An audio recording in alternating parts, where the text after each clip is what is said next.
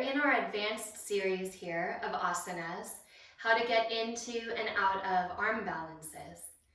This practice, we will look at the arm balance called Ashtavakrasana, which means the crippled yogi or the 8-limbed pose. Ashta means 8. Ashtavakrasana is the sage who was so wise when he was born that he already knew all of the teachings of yoga, but he was also physically a cripple. One of my favorite texts is called the Ashtavakrasana. I highly recommend it. And as you can see, this next pose you bend in so many different directions that's why they call this the pose of the sage Ashtavakra. So in order to get into this pose, I will show you the whole thing. You come down,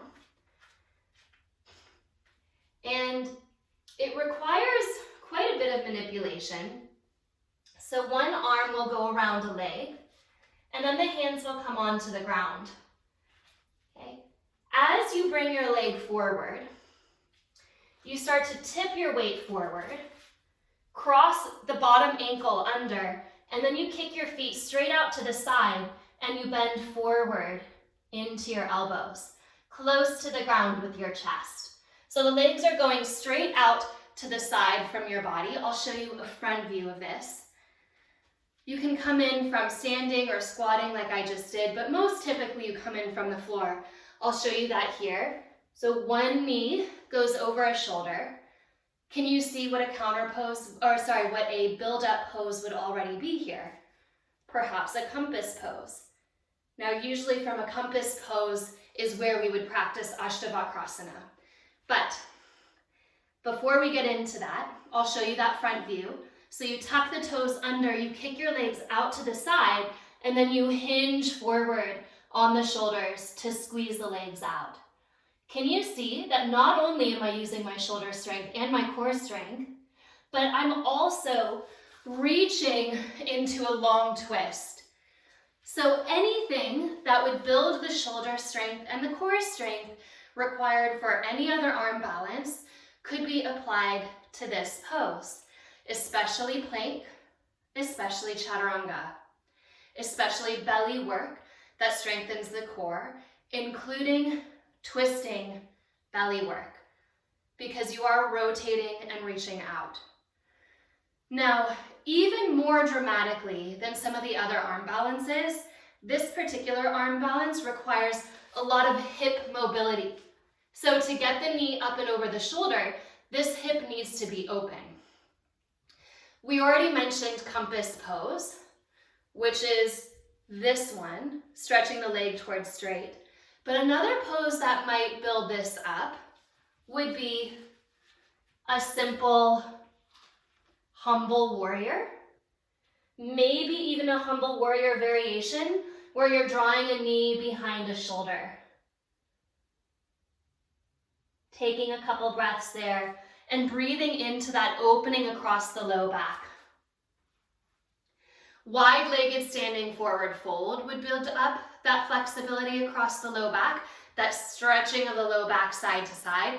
Even this malasana would help to prepare us for the shape. If you need to modify the shape, chances are you're not coming up into the balance. You are just holding a leg and building the stability of the pelvis while lifting the heart up. You are modifying by just practicing compass pose with the knee bent or with the leg straight, maybe even shifting the weight onto one arm to start to feel how the arm and the leg move together for stability. You might even be counterposing this by hooking that bottom foot under, putting your weight up and forward into your arms and just hanging out here, never really taking it out. So even here, you're building quite a lot of strength. You can hook your elbow into your waist to support a little bit more, or as you build some strength, you can keep the elbow free. Eventually, that elbow will be free of the hips in the full variation of Ashtavakrasana. What are some poses you might use to counterpose Ashtavakrasana?